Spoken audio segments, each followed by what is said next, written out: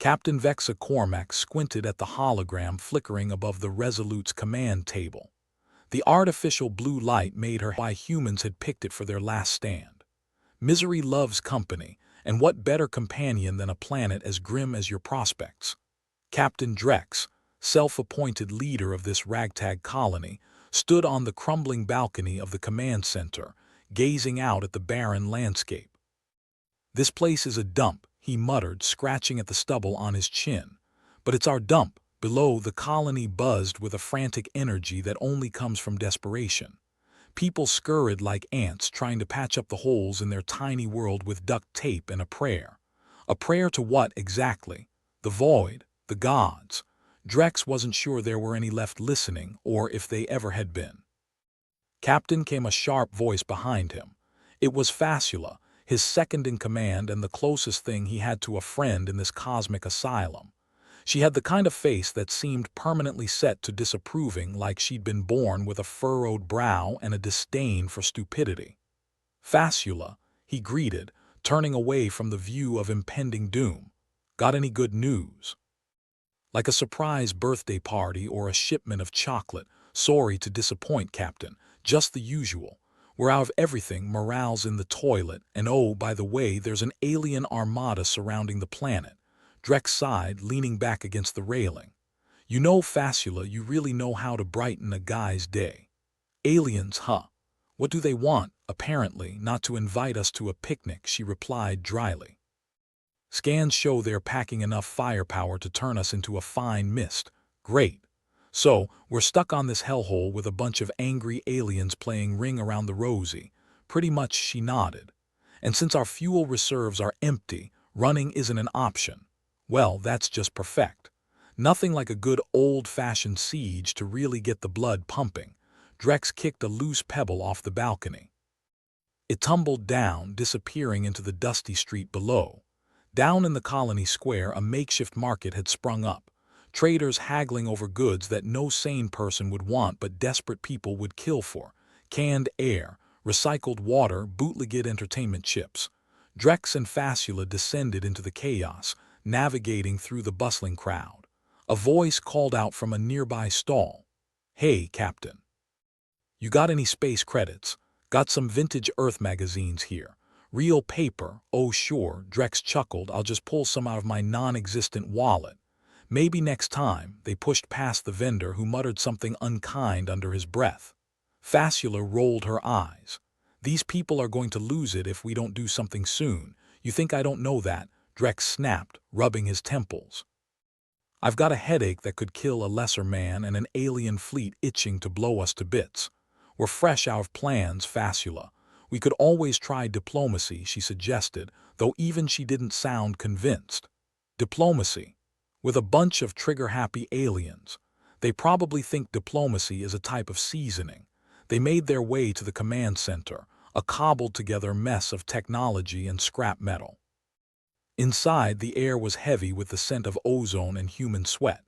Their tech officer, a twitchy guy named Leech, was hunched over a console, muttering to himself like a mad preacher. He looked up as they entered. "Captain, you hear about the Armada?" "Just a whisper." "What do you got for me, Leech?" Leech tapped at the screen, bringing up a holographic display of the planet surrounded by a swarm of enemy ships. "They're not moving in yet, but they are watching us, probably deciding how to cook their human stew." "Charming," Fasula said, leaning over his shoulder. "Any chance we can get a message out?" Leech shook his head. "They've got us jammed tighter than the Colonel's arteries after the fried chicken buffet." Drex rubbed his temples again. "So, we're on our own. No way out, no way to call for help." "Looks like it," Leech confirmed, running a hand through his greasy hair. "Unless you've got a secret fleet hidden up your sleeve." "Sorry, fresh out of those too," Drex replied, pacing the cramped room. "We need a plan, something clever." "Well, if we're using cleverness, we're screwed," Fasula quipped, earning a laugh from Leech. Drex stopped pacing, staring at the holographic display. "Maybe. Maybe we don't need clever. Maybe we just need crazy." Fasula raised an eyebrow. "Crazy? Yeah," Drex nodded, more to himself than anyone else.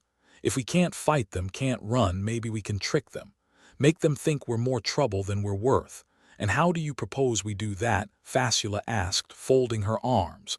We bluff. We make them think we've got a weapon that'll blast them to kingdom come. Make them paranoid enough to back off and leave us alone, Leech snorted. And what do we call this miraculous weapon? The big lie, Drex grinned. Exactly. We just need to make it believable. Fasula looked skeptical but intrigued. It's still a long shot. Long shots are all we've got, Drex replied, determination hardening his features. Leech, start working on a plan. Make it look real.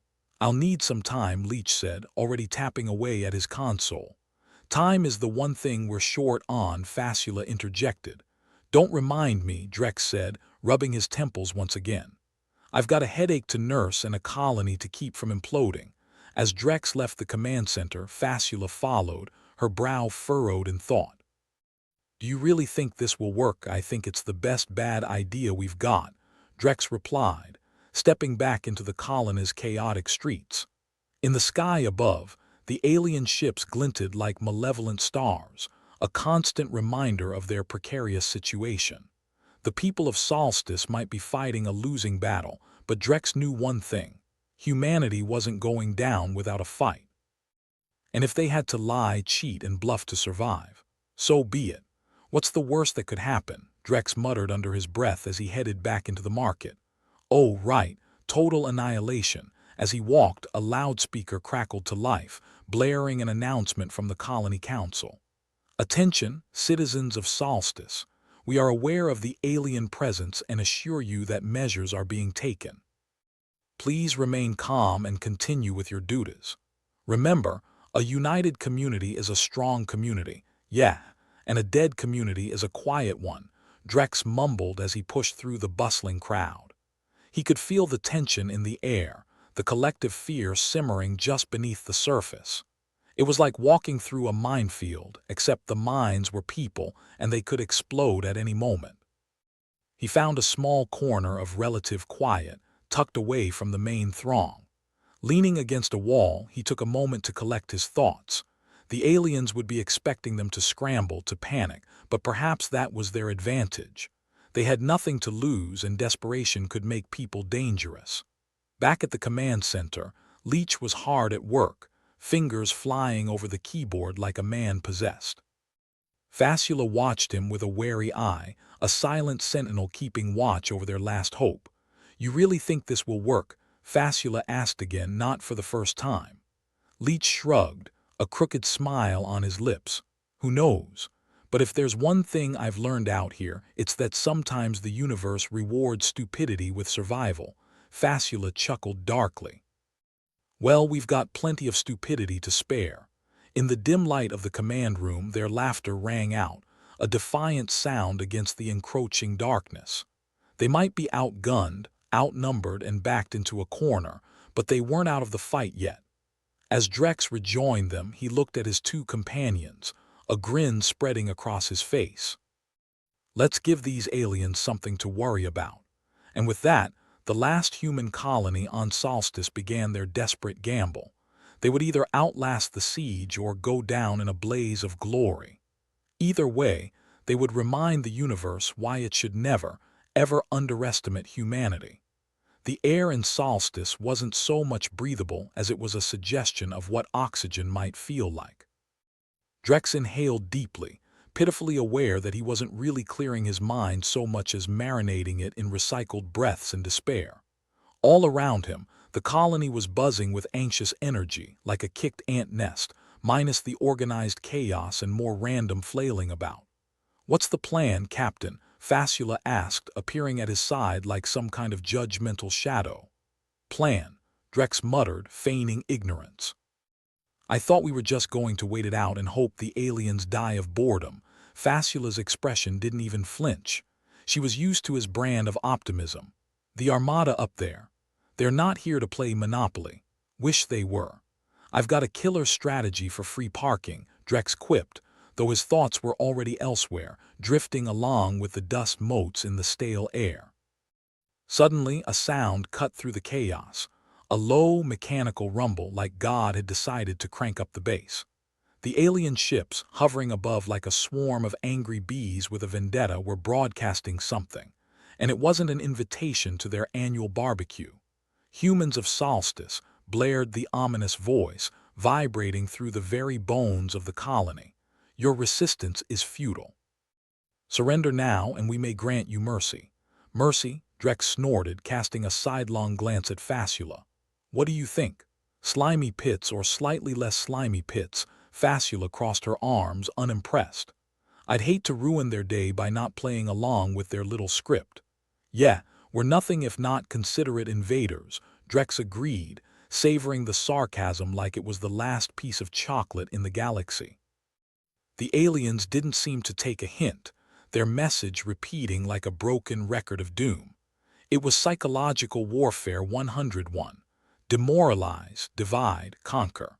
But Drex had seen enough bad movies to know how this went, and he wasn't about to roll over and let them win by monologue alone. Walking back to the command center, he found Leech still glued to the console, a look of intense concentration on his face like he was about to solve the universe's greatest mystery, how to get the last bit of ketchup out of the bottle. Leech, tell me you've got some good news, Drex said, leaning over the young man's shoulder. Well, the good news is I've got a killer idea for a fake superweapon, Leech replied. The bad news? The laundry list of things I don't have includes technology, time, and a clue. So all the major food groups, Fasula commented, scanning the cryptic diagrams on the screen. Details, Leech. What's this superweapon supposed to do? Scare them to death? That's the gist, Leech said, tapping on the screen like it owed him money. We rig up some old reactors, a few flashy lights, and a lot of bluster.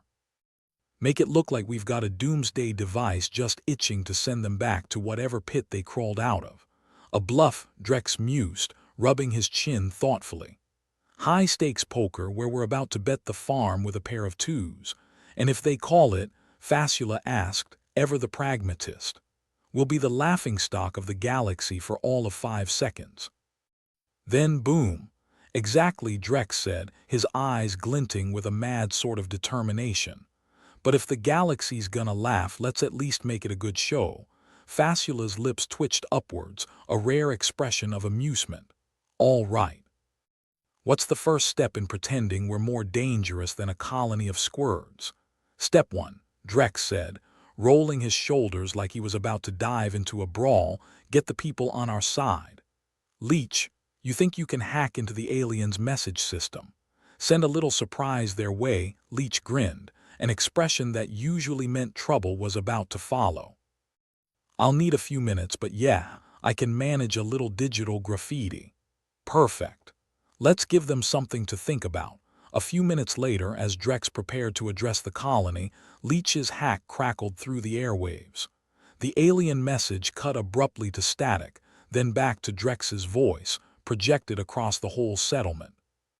People of Solstice, Drex began, trying his best to sound like Captain Kirk if Kirk had been having the worst day of his life. You've heard the aliens' offer. You've also heard their lies. We're not going to roll over for these bastards. We're going to make them work for every inch of this rock.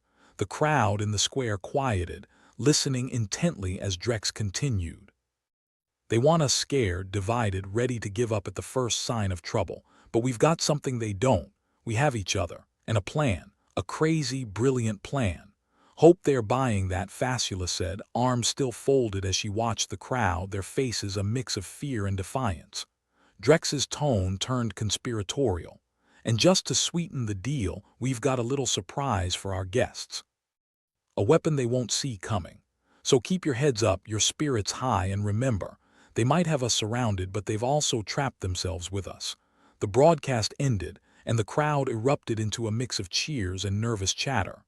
Hope, as thin and fragile as it was, began to weave through the crowd like a thread in a fraying tapestry.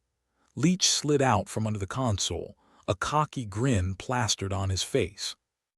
And they said making a name for myself on the intergalactic hacker boards was a waste of time. You ever think about a career in motivational speaking? Fasula asked Drex dryly as they headed back into the command center. Nah, Drex replied, his mind still racing with a million what-ifs. I hear the Iors are terrible, and the audiences don't usually have blasters pointed at you. Inside, the mood was tense but energized. Plans were forming, shifting like sand underfoot. Drex knew they were up against a heavily armed fleet, but what else was he supposed to do? Lie down and wait for the inevitable. I say we give them a proper solstice welcome, Facula said, her eyes gleaming with a rare fire. Let's make them regret underestimating us. Leech was already back at the console, humming a tune that sounded suspiciously like Another One Bites the Dust. Think they'll fall for it, Captain. If they don't, we'll make them wish they had, Drex said, a steely edge to his voice. Let's roll the dice. The plan was simple because they had little choice for anything else. Make it look good, make it sound big, and hope the aliens weren't in the mood for a closer inspection. As the Iors dragged on, the colony buzzed with activity. People who had been paralyzed with fear were suddenly moving, working, contributing to the grand charade. Pieces of old equipment were hauled out, dusted off, and given a new purpose in the most elaborate bluff the universe had ever seen. Never thought I'd say this, Facula remarked, overseeing a team attempting to weld a reactor to look more menacing than functional. But it's almost like everyone's forgotten we're on the brink of extinction. Funny how impending doom can really bring people together, Drex said, watching the scene with a mixture of pride and disbelief. Iors passed, and finally, as the fake superweapon neared completion, Drex took a moment to lean back and survey their handiwork. It was a theatrical masterpiece of wires, lights, and enough technical jargon to confuse a sentient AI. Looks like a death ray, Leech said with a hint of wonder. A really shoddy, cobbled-together death ray. Yeah, but it's our shoddy death ray, Drex replied, adjusting a stray wire. And it's got one hell of a scowl. The next step was to announce their weapon to the aliens. Drex took the microphone, hoping his voice didn't betray just how crazy this all felt. Attention, alien armada. We've developed a weapon capable of vaporizing anything in orbit. Retreat now, or face the consequences. The silence that followed was deafening, a thick blanket of anticipation draped over the entire colony. Drex could almost hear the collective holding of breath as they waited for a response that might never come. And then, a reply. Humans of Solstice, the voice crackled back, laced with a mix of irritation and disbelief. Your bluff is transparent and your efforts are futile.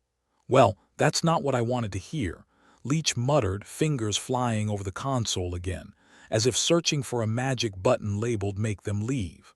They're testing us, Facula said, eyes scanning the horizon as if expecting the ships to burst into laughter at any moment. We need to keep up the pressure. Make it look like we're serious. Oh, we're serious, Drex said, the gears in his mind turning at double speed. Let's give them a light show. Something they'll remember. With a nod from Drex, Leech activated the mock weapon, sending sparks flying and lights flashing in a display that was more Hollywood than HoloWar. But desperate times called for desperate measures, and Drex was counting on the aliens being just paranoid enough to take the bait. If this doesn't work, Facula said, crossing her arms, I'm blaming you. I'd be disappointed if you didn't, Drex replied, eyes fixed on the skies. But hey, at least we're going out with a bang. As the fake weapon hummed and sputtered, the alien ship seemed to hesitate, a subtle shift in their formation. It was the first sign that maybe, just maybe, they were buying it. Well, I'll be damned, Leech said, leaning back in his chair with a look of sheer disbelief. They're actually considering it. Good, Drex said, his voice heavy with the weight of what they were doing. Now let's hope their survival instincts are stronger than their pride.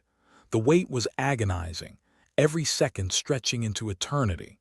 But the people of Solstice had endured worse, and they could wait a little longer if it meant outlasting those who sought to destroy them.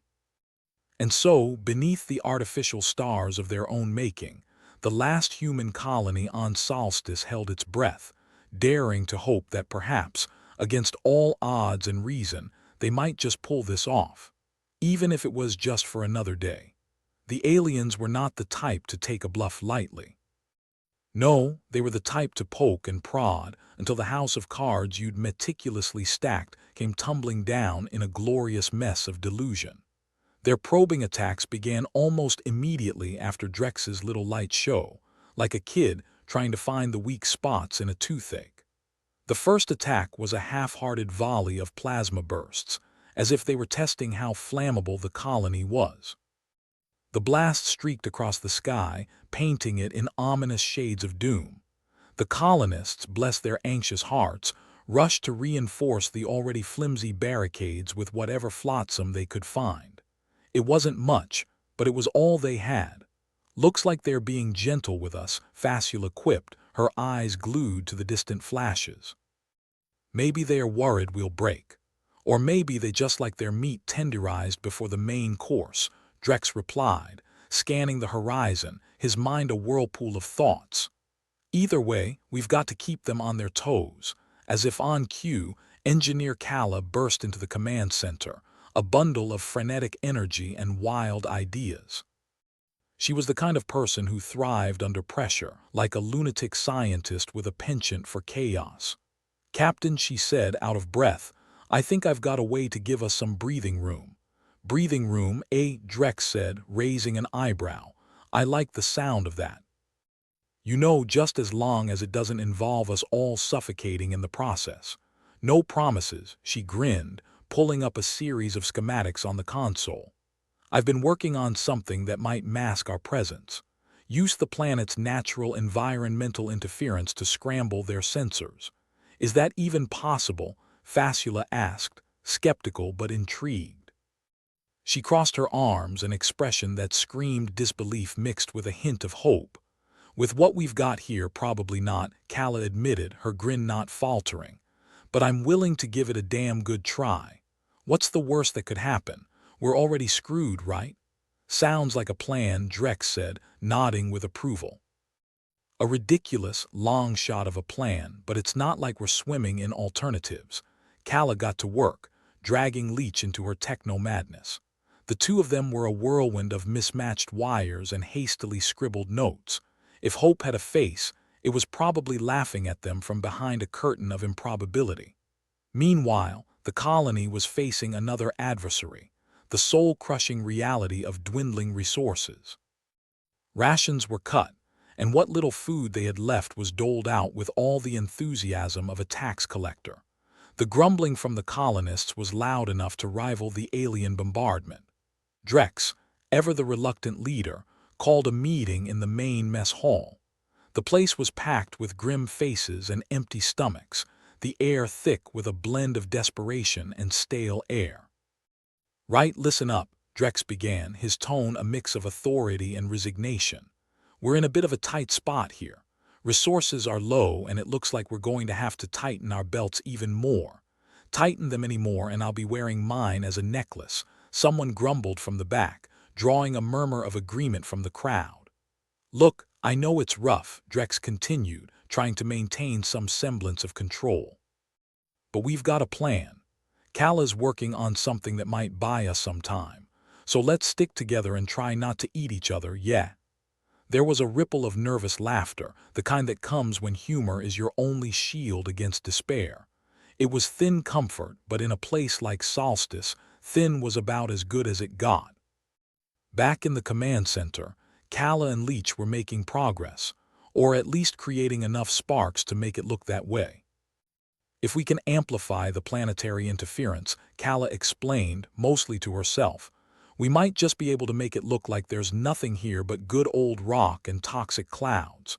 "And what happens if they decide to come down and check for themselves?" Leech asked, his fingers dancing over the keyboard like a concert pianist on caffeine. "Then we're screwed," Kala replied, not missing a beat. "But at least we'll be screwed with style." Iors turned into days, and the aliens continued their cautious probing.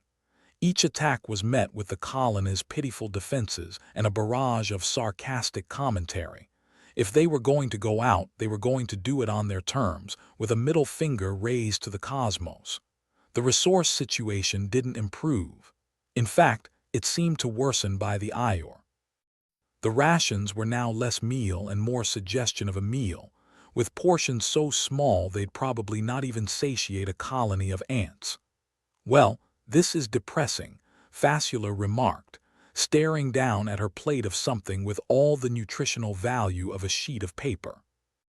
"I'd kill for a burger right about now." "You'd probably have to," Drex replied, pushing around his own food with a fork, as if he expected it to start moving on its own. "I hear they are an endangered species these days."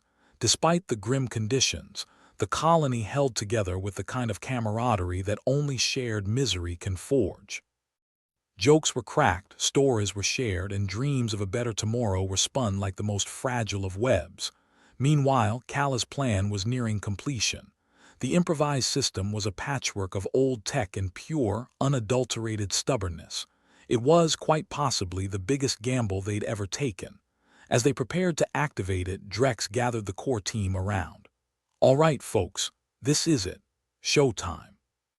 Let's see if we can convince our unwelcome guests to take a little vacation, or at least get them to check out some other planet's real estate," Fasula added, ever the realist.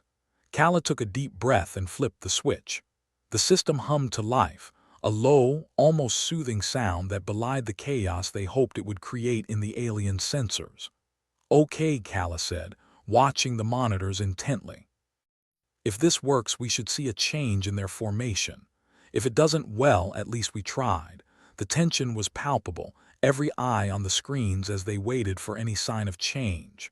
It was like watching a pot, hoping it would boil, all while knowing the stove might be busted. And then something happened. The alien ships, previously holding their oppressive line, began to shift. It was subtle but unmistakable, a ripple in their formation like a stone tossed into a pond. "Oh, that's promising," Leach said, his tone a mix of surprise and relief. "Looks like they're second-guessing themselves."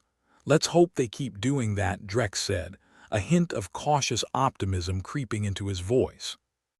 "The longer they stay confused, the better our chances." The colony watched with bated breath, each minute feeling like an eternity. But for the first time, it seemed like they might just have a chance to survive this nightmare.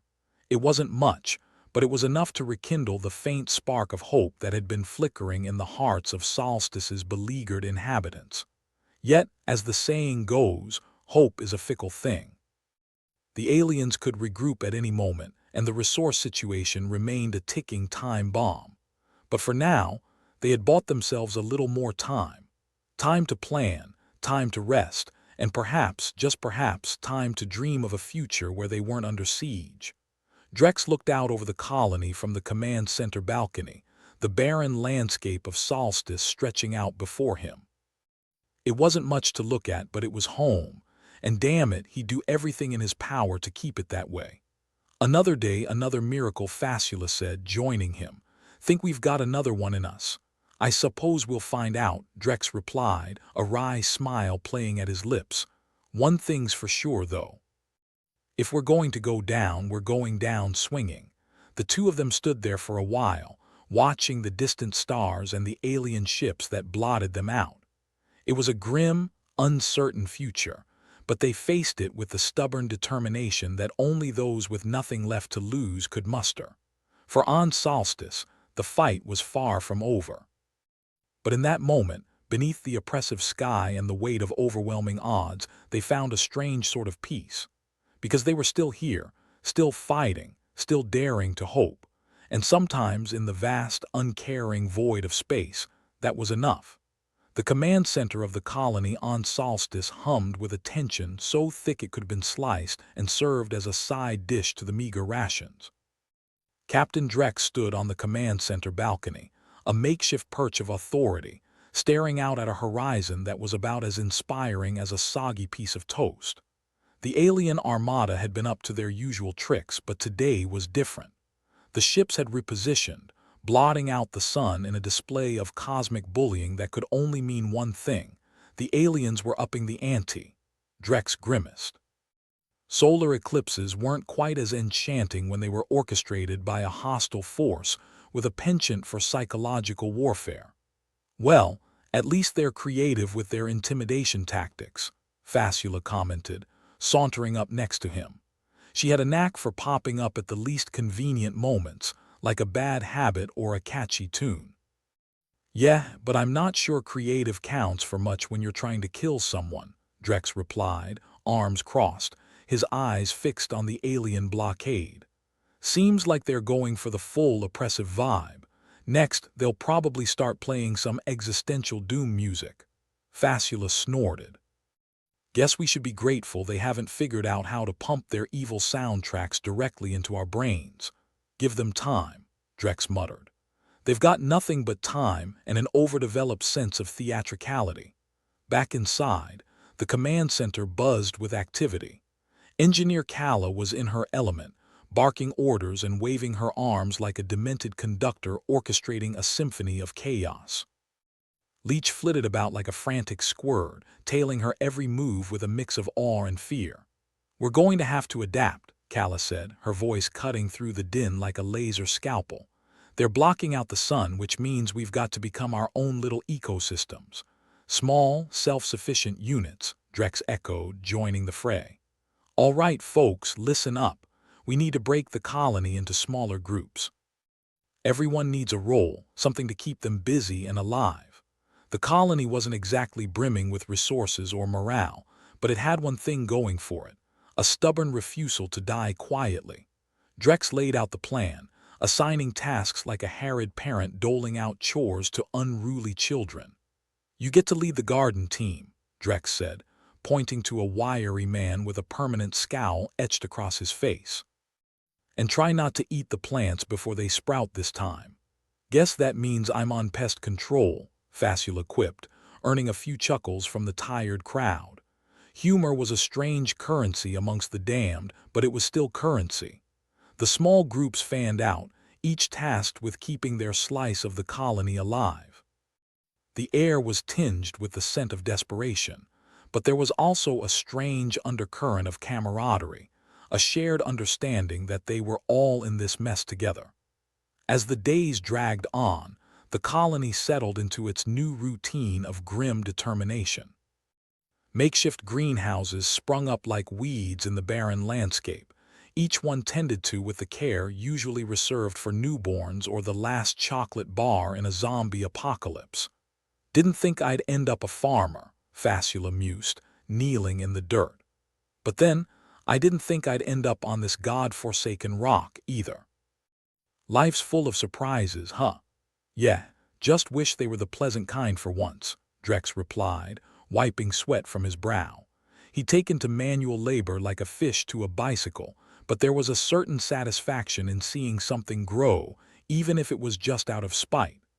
As the sunless days wore on, the colony became a microcosm of resilience. People who'd once been strangers were now comrades, bound together by the shared struggle against a foe that seemed to have way too much time on their hands. Drex found himself surprisingly calm amidst the chaos. Sure, they were still screwed 9 ways to Sunday, but there was something almost comforting in the routine of survival. Maybe it was the knowledge that they were all equally doomed, or maybe it was just the lack of viable alternatives. "Hey, Captain," Leech called out, interrupting Drex's musings.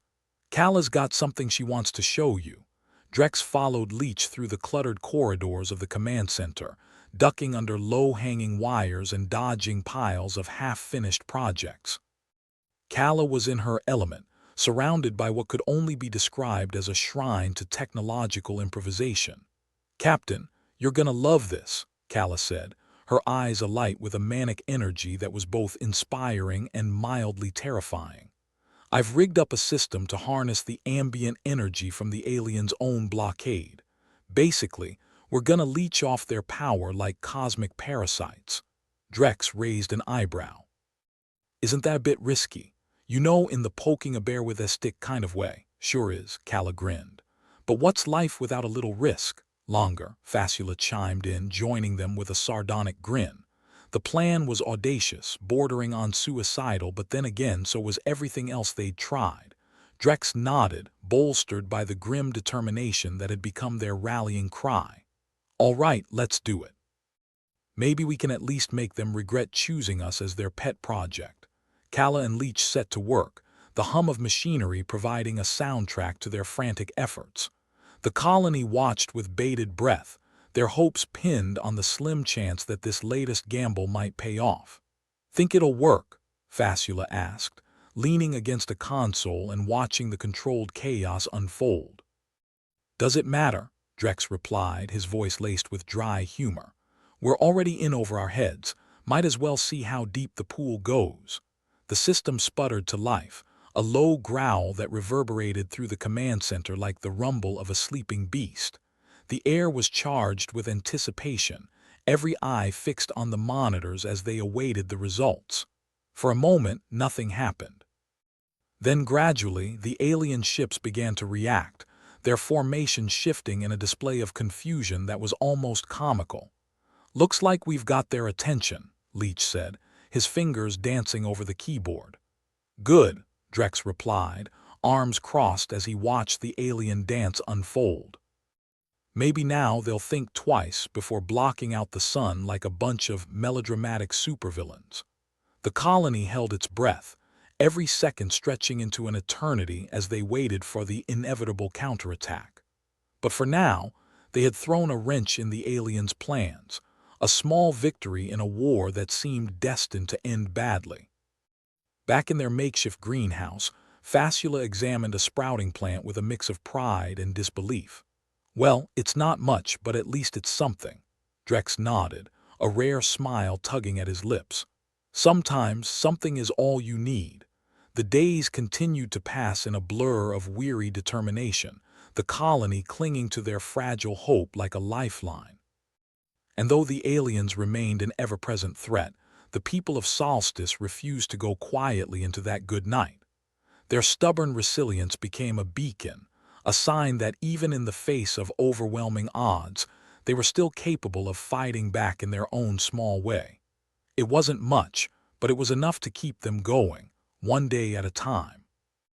As Drex stood on the command center balcony, surveying the makeshift community they had cobbled together from the pieces of their shattered lives, he felt a flicker of something that had been missing for far too long. Hope. It was a fragile thing, easily snuffed out by the harsh reality of their situation. But for now, it burned brightly, a testament to the indomitable spirit of a people who refused to give in. "Think we'll make it?" Fasula asked, her voice laced with the kind of hope that came from knowing you had nothing left to lose. "Not sure," Drex replied, eyes fixed on the distant horizon. "But I know one thing for certain." "What's that?" "We're not going down without a fight." Fasula chuckled, a sound that was equal parts defiance and relief. "Damn right we're not." The colony of Solstice stood on the precipice of destruction, their fate hanging in the balance. But in that moment, beneath the oppressive shadow of an alien armada, they found strength in each other and in the shared struggle that bound them together. And as the sunless days stretched into weeks, they continued to fight, continued to hope, and continued to defy the odds with every breath they took. Because on Solstice, giving up was never an option. The days on Solstice dragged like a bad hangover, and it wasn't long before the colony sank into the kind of despair that only comes from the realization that you're utterly screwed. Captain Drex, who'd been holding things together with the verbal equivalent of duct tape and hope, was now finding his leadership under scrutiny. "Maybe it's time to consider other options," a voice murmured from the back of the crowded command center. The speaker, a wiry woman who looked like she'd spent one too many hours glaring at the horizon, was one of the growing number who thought surrender might be a viable plan. Surrender, basically a euphemism for "let's give up and see what the aliens do with us." "Other options?" Drex asked, voice dripping with sarcasm. "Like what?" "Calling Space Uber for a lift maybe," she snapped. "Or maybe we send a message back to the aliens. See if they're open to negotiation." Drex snorted, the sound carrying a world of disbelief. "Negotiate? With those sun-blocking drama queens? They block out the light and now they want to talk peace." "What's next? They'll deliver pizza to our door." Fasula, who had been leaning against the console with a bemused expression, chimed in. "I hear alien pizza tastes like despair and bad decisions." There were a few scattered chuckles, but the tension was palpable, like a rubber band stretched too tight and ready to snap. "I get it, folks," Drex said, turning to face the crowd. "We're stuck between a rock and a hard place, and the rock's on fire. But until someone comes up with a better plan that doesn't involve us handing over the keys to the colony, we're sticking with the devil we know." The murmurs of dissent continued, but they were quieter now, smothered by the shared recognition that there was no easy way out of this mess. Drex watched as the group slowly broke apart, the colonists trudging back to their tasks with the kind of weary determination that came from knowing you had no choice but to keep going. Night came, though on solstice, the difference between day and night was purely theoretical. The blockade above ensured that the colony was plunged into an eternal twilight, a world where you couldn't tell time except by the wear and tear on your nerves. As the last of the grumbling crowd dispersed, Facula sidled up to Drex, her eyes gleaming with that dangerous mix of mischief and solidarity. "You're not really thinking about negotiating, are you? Not unless they are offering beachfront property and a week's supply of oxygen," Drex replied. "I'm just trying to keep us from tearing each other apart before the aliens get a chance to." Facula nodded, her gaze drifting out to the barren landscape beyond. "You're doing a hell of a job, Drex. Even if you do look like you've aged 10 years in the past 2 months." Drex attempted a smile, but it felt more like a grimace. "I hear gray hair gives you character." "Yeah, but alive gives you better odds." The command center was quieter now, the hum of machinery a soothing backdrop to the chaos that was their existence. Drex leaned against the railing, his thoughts drifting to the stories they used to tell back on Earth. Stories of heroes and legends, of people who faced impossible odds with a smile and a snappy one-liner. "Remember when we used to think space was the final frontier?" Drex mused aloud. "Turns out it was more of a final kick in the teeth." Facula chuckled softly. "Yeah, but hey, at least we're making history, right? The first colony to collectively lose its mind under an alien blockade. Put that on a plaque." "Maybe future generations will get a laugh out of it," Drex said, though he knew the chances of anyone surviving to make a plaque were slim to none. As if on cue, Engineer Kala emerged from her makeshift technological shrine, her face streaked with grime and determination. "Hey, Captain, we might have a way to boost our communication signals." "Great," Drex said. "Now we can tell the aliens to shove it more clearly." Kala smirked, wiping her hands on her jumpsuit. "Or we can try to reach any nearby ships. Maybe there's someone out there who hasn't written us off as a lost cause." "Well, isn't that optimistic?" Facula remarked. "I'd almost forgotten what that feels like." "Let's give it a shot," Drex decided, because at this point, what did they have to lose? Their reputation for stubbornness was already legendary. Might as well aim for being a cosmic nuisance as well. Kala and Leech got to work, the room filled with the sound of clattering keyboards and muttered curses. It was the kind of controlled chaos that would have made any outsider question the sanity of letting these people run anything more complicated than a toaster. "While we wait for the aliens to realize we're still here," Facula said, plopping down on a nearby crate, "how about we swap Earth stories? Remind ourselves of home." "Home," Drex echoed, settling down beside her, "where the air was breathable and the pizza didn't taste like existential dread." Others joined in, forming a ragtag circle around them. It was an impromptu storytelling session, the kind you'd find in a dive bar at 3 a.m., when everyone was too tired to keep pretending the world wasn't falling apart. "Remember the great blackout of 2085? Facula began, her eyes glinting with mischief. "Whole planet plunged into darkness because someone forgot to pay the solar bill. We had to light candles like cavemen with electricity." "I remember," Drex replied, his voice carrying a hint of nostalgia. "Everyone spent the night playing board games and telling ghost stories. It was like camping, but with fewer mosquitoes. We used to complain about the weather back home." Another colonist chimed in, an older man with hair as white as the snowstorms he was describing. "Now I'd kill for a bit of rain, or a snowball fight," Leech added, his fingers still flying over the keyboard. Never appreciated freezing my ass off until I came here. The stories flowed, each one a reminder of a time when their biggest worries were mundane and predictable. They laughed over tales of traffic jams and power outages, of holidays gone wrong and pets who'd chewed through furniture. And as they shared these snippets of a life now far beyond their reach, something changed in the air. It was subtle, like the first hint of dawn after a long, dark night. Hope, fragile and tentative but undeniably present, almost makes you forget we're standing on the brink of annihilation, Fasula murmured, leaning back and watching the stars, or lack thereof, above. Almost Drex agreed, a faint smile playing on his lips. But it's something. The makeshift circle of colonists lingered, drawing strength from each other's presence. They were a ragged bunch, tired and hungry and probably more than a little insane, but they were alive. And as long as that was true, they had a chance, however slim it might be. Here's to surviving another day, Drex said, raising an imaginary glass.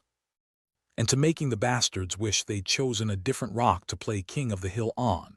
To surviving, the others echoed, their voices a chorus of defiance and camaraderie. Night stretched on, and with it came the familiar weight of dread.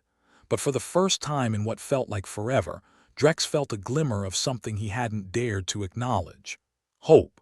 It was a dangerous thing, hope. It fed rebellion and inspired revolutions.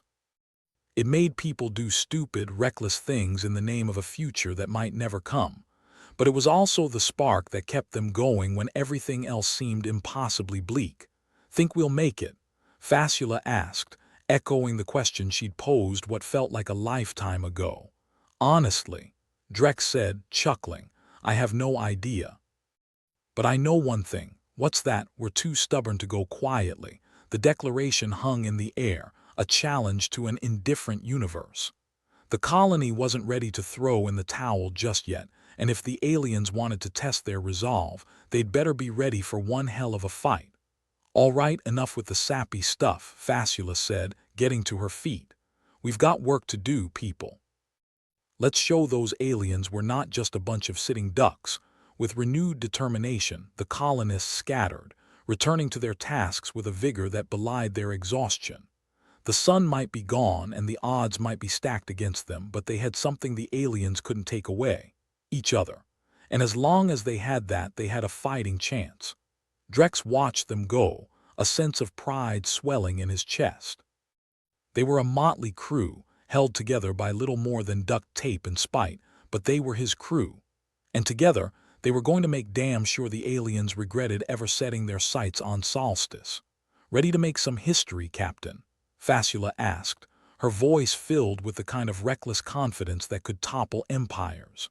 Ready as I'll ever be, Drex replied, his gaze fixed on the horizon. Let's go show those bastards what we're made of. With a final nod, they headed back into the fray, ready to face whatever challenges lay ahead. Because on Solstice, giving up was never an option. And as long as they had each other, they would continue to fight, continue to hope, and continue to defy the odds with every breath they took. In the end, that was all that mattered.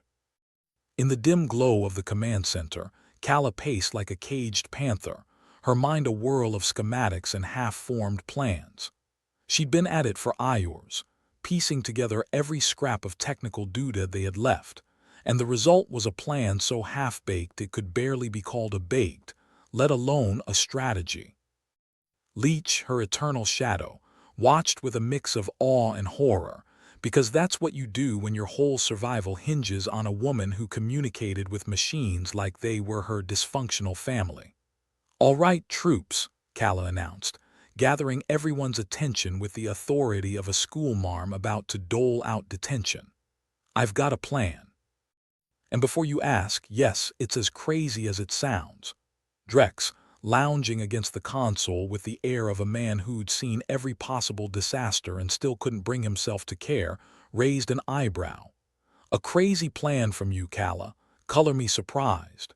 Ignoring him, Calla continued, the aliens are monitoring our communications.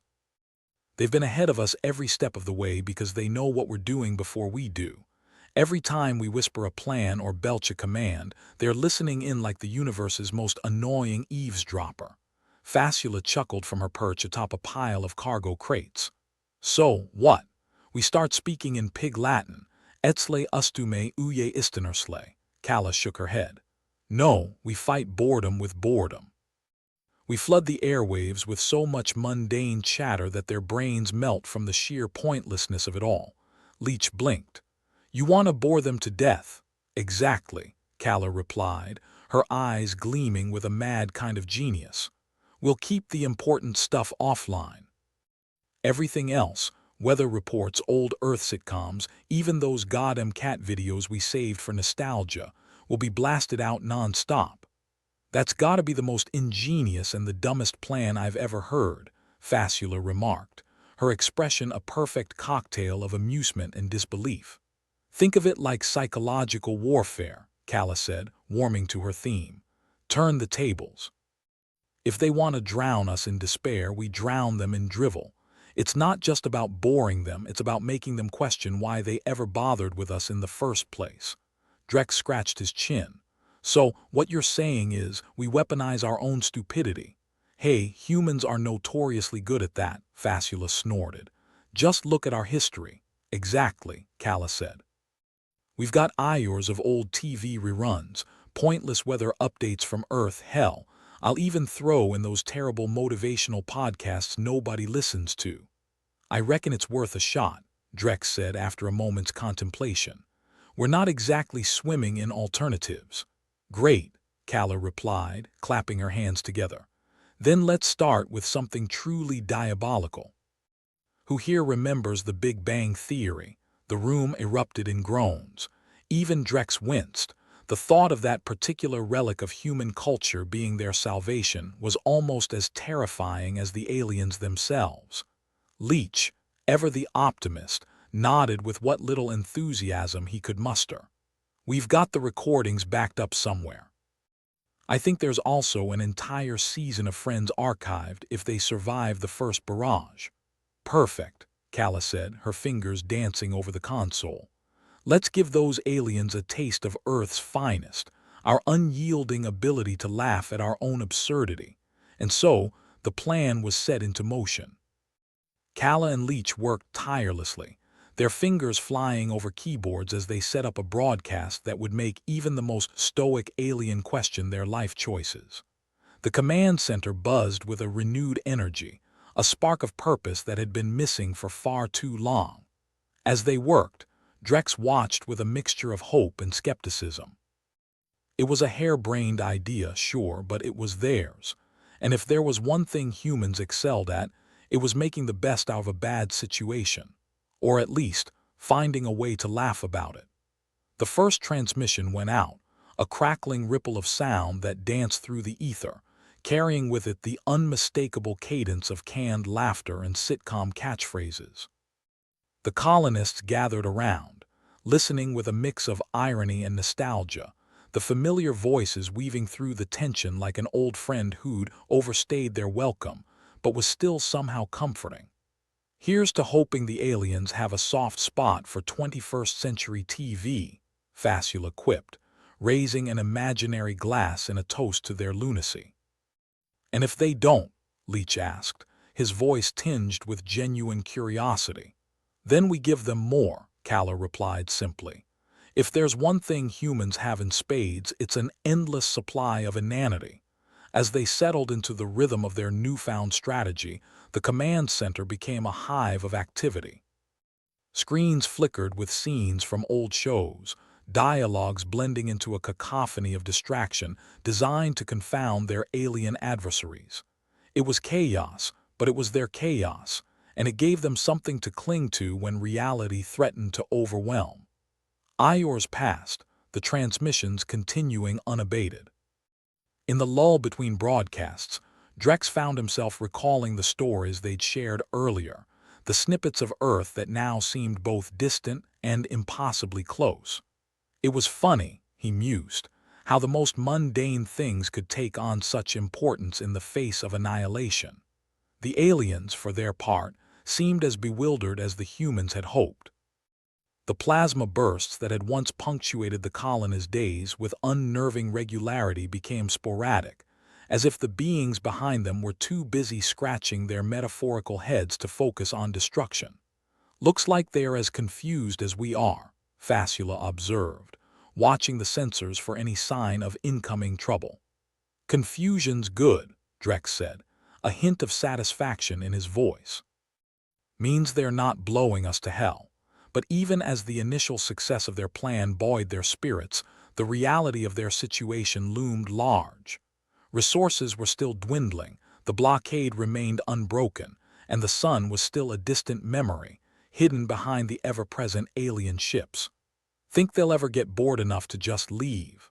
Leach asked, his tone more hopeful than he probably intended.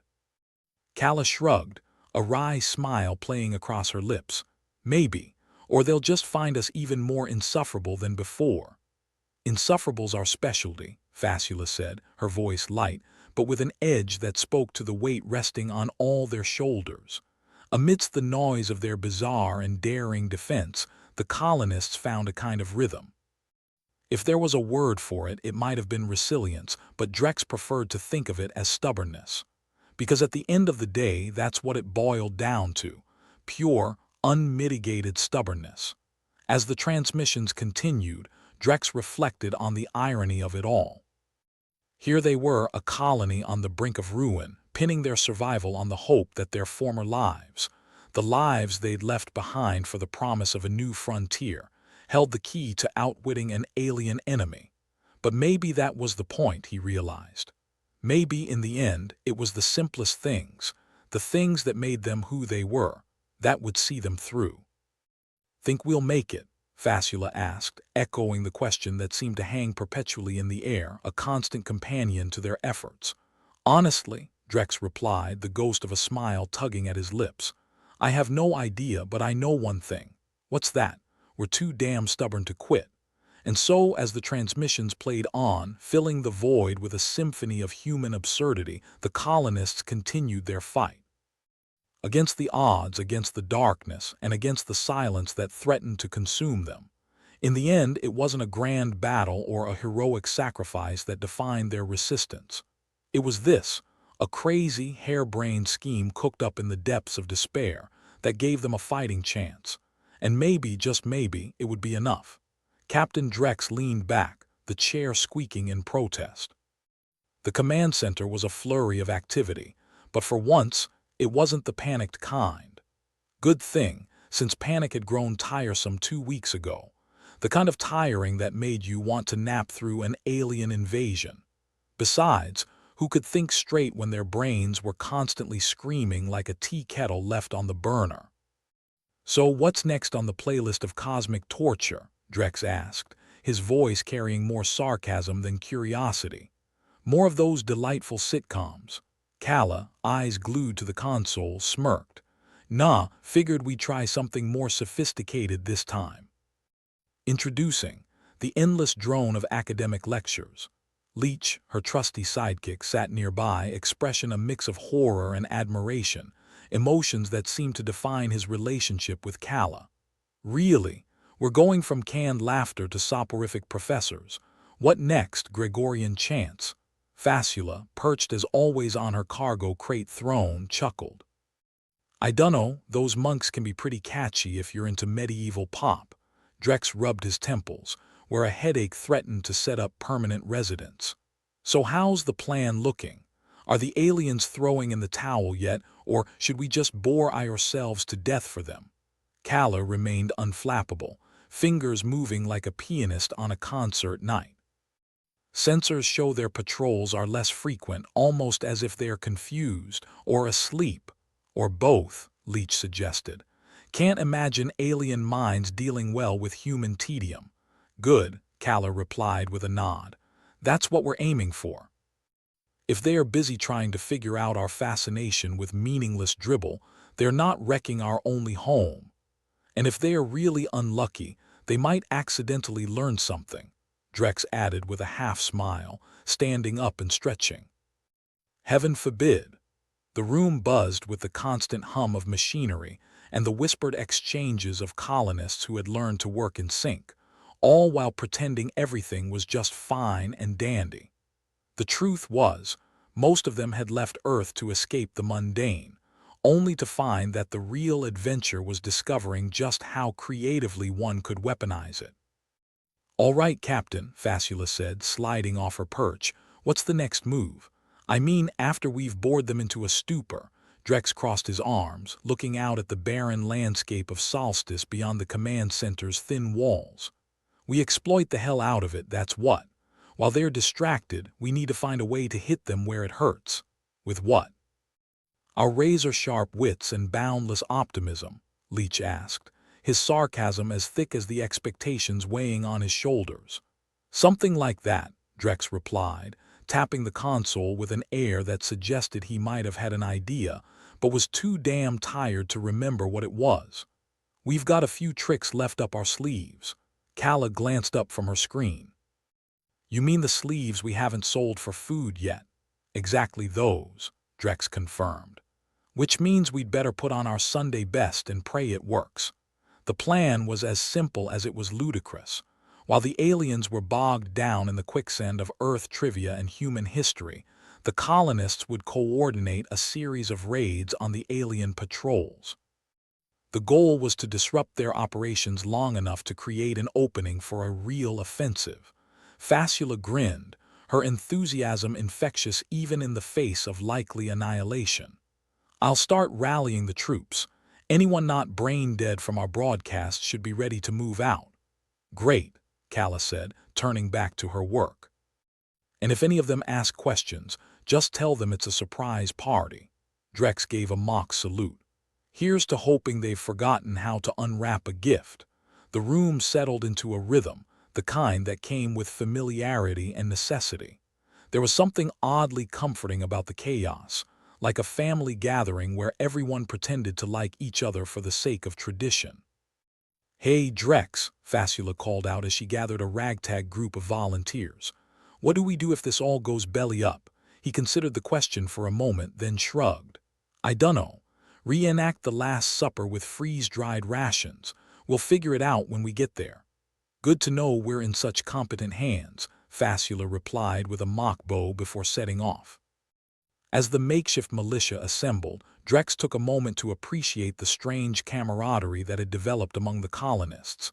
It was the kind of bond forged in shared hardship, where everyone was equally aware of the odds and equally determined to defy them. "Kala," he said, pulling her aside, "you sure this is gonna work?" She met his gaze, eyes filled with a mixture of defiance and exhaustion. "No. But it's the only plan we've got that doesn't involve rolling over and dying." "Right," Drex said, nodding. "Guess that'll have to do." As the first raiding part is set out, the command center continued its relentless broadcast of world-weary academia and sitcom wisdom. The atmosphere was tense, but there was also a thread of hope woven into it. A belief that maybe, just maybe, being underestimated could be their greatest strength. Over the course of several hours, reports filtered back in. The alien patrols had started to unravel, their carefully constructed patterns disrupted by the sudden and unexpected human assault. It was as if the aliens had spent so long underestimating humanity that they had forgotten the species' most defining trait, its insatiable knack for causing trouble. "Looks like we've got a few wins under our belt," Fasula reported, her voice crackling over the comms. "Their formations are collapsing like a house of cards in a hurricane." "Excellent," Drex said, allowing himself a small smile. "Let's keep it up. Hit them where it hurts and keep them guessing." The raiding parties continued their guerrilla tactics, each success bolstering the colonists' morale and providing a lifeline in the form of captured alien technology and dwindling resources. In the command center, Kala monitored the situation with the air of a conductor guiding an orchestra. Her commands came swift and precise, the rest of the team responding with a kind of practiced chaos that only they could understand. Throughout it all, the broadcasts continued, relentless in their pursuit of intellectual sabotage. Leach worked alongside Kala, his admiration for her growing with each passing minute. "You know," he said, glancing at her as they worked, "if this actually works, you might just become the galaxy's most unlikely hero." She snorted, shaking her head. "Me a hero? Nah, I'm just the engineer. You can keep the heroics. I'm here for the scrap metal." Drex, observing the scene, couldn't help but chuckle. It was a small moment of levity in a situation that had very few, but it was enough to keep their spirits buoyed. Iors bled into each other, the colonists dancing a precarious line between victory and disaster. But as the raids continued, it became abundantly clear that the aliens were faltering. Their once imposing armada now seemed a shadow of its former self, plagued by infighting and confusion. "Looks like the plan's working," Fasula reported, her voice tinged with triumph. "The bastards are on the ropes." "Let's not get cocky," Drex cautioned, though his tone carried a hint of relief. "We're not out of this yet." As the pressure mounted, the colonists doubled down on their efforts, determined to capitalize on the aliens' disarray. It was a chaotic dance, a symphony of missteps and misdirection, but it was working. Against all odds, it was working. The broadcasts continued, a steady stream of human culture and inanity that had become their lifeline.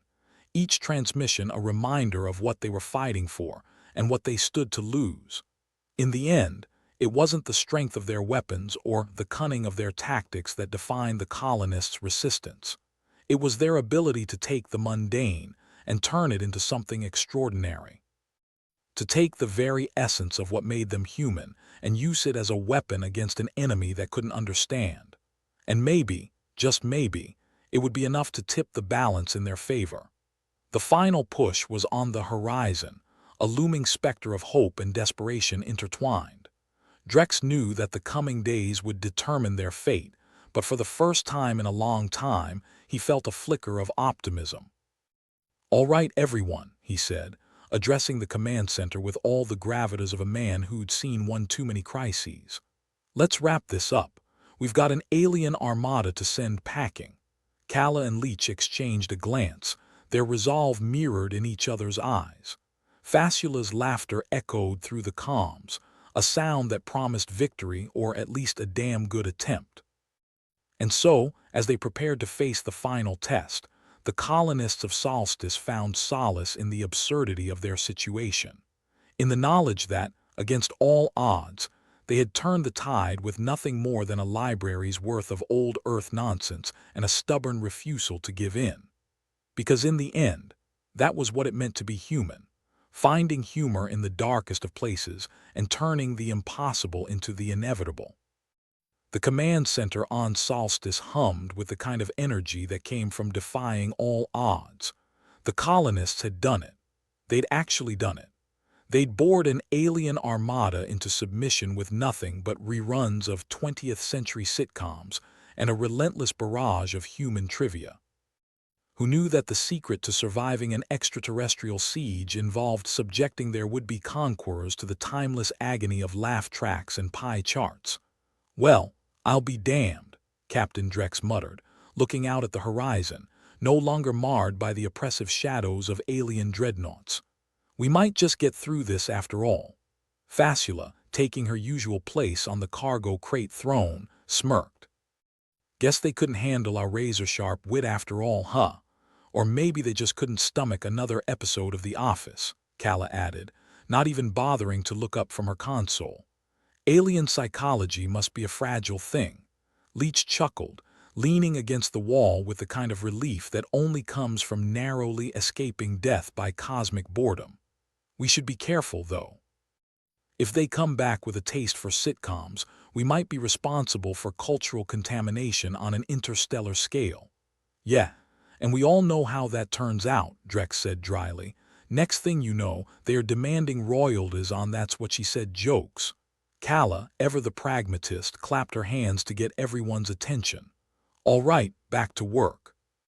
The broadcasts might have bought us some time, but we've got a lot of rebuilding to do."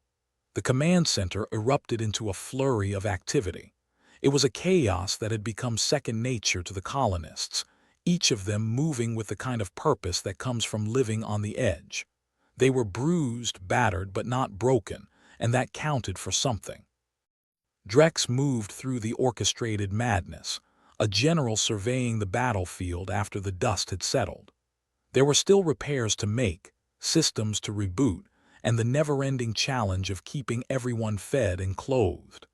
But for the first time in too long, it felt like there was a future to plan for, rather than just a present to survive.